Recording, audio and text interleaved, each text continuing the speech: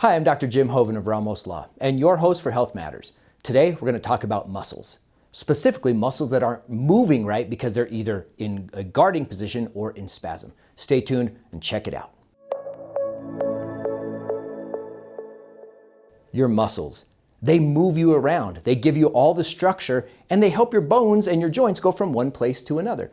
They're super important. But with all that responsibility and with all that movement, they can go into spasm or they can be really, really locked down. So a lot of people will misconstrue what is muscle spasm versus muscle guarding. They all obviously say, oh man, my neck is in spasm. But in reality, is it in spasm or is it guarding? The reason this is important is because the treatments for these are different.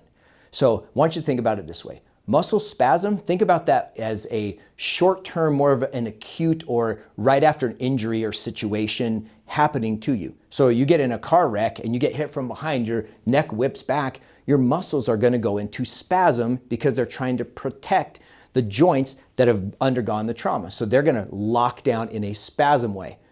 As opposed to muscle guarding, I want you to think about that. Muscle guarding is something that is happening over a long period of time, and it's typically related to either old trauma that was unresolved and or posture. So if I always carry my head forward and my shoulders rounded, then the muscles of the back of my neck are going to be lengthened. They're going to be too long, and that's going to cause them a lot of tension and stress. So they're going to go on guard to try to pull my head back because they know it's not good for my head to be this way. So now they're going to be muscle guarding versus muscle spasm. Now, again, why that's important? Treatment is different.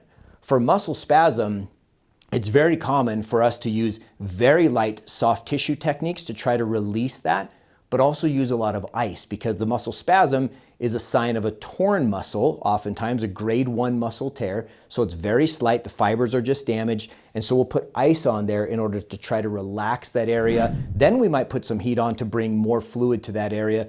But we're not going to be doing in muscle spasm a lot of deep tissue work. We're also not going to be doing a lot of big full range of motion exercises, things like that. On the other side, with muscle guarding is going to happen as a response to long-term issues. And so we can have muscle knots and kind of think of fibrous gunk in your muscles. And it can also have then those muscles have trigger points and other things that we've talked about even on the trigger point video that we want to work through. So in muscle guarding, we're going to use a deeper pressure typically. We're going to use more heat. We might use things like topical ointment like a Bengay or a Flexol or a Rock Sauce or something like that that helps to create a heat stimulation or a biofreeze. And then we're going to do a lot of manipulation work in those muscles and even therapeutic exercises. So instead of trying to keep the neck very small movements like we would in muscle spasm, in muscle guarding, we're going to try to open up that range of motion. So knowing the difference between muscle spasm and muscle guarding is key in knowing the best treatment for you to have. Now, this isn't something that you're necessarily a specialist in, so this is where you would talk to one of your providers. It might be massage therapist, physical therapist, doctor of chiropractic. Even a lot of your medical doctors now are working with this kind of stuff on how you work with them first as naturally as you can and with behavior changes and postural cues and things like that before going to medications, but also even things like nutritional supplements that can help with inflammation and help with circulation. So lots of stuff there, but muscles are important. There's hundreds of them that make us move around the body and move our bodies around the world. So we got to make sure that we think of them, take care of them, and treat them well. Now, if you have any questions on this, please let me know. You can reach me at jim@ramoslaw.com. And if you found this helpful, would you do me a favor and please share it? I would greatly appreciate it. Thanks so much. And until next time, remember, your health matters.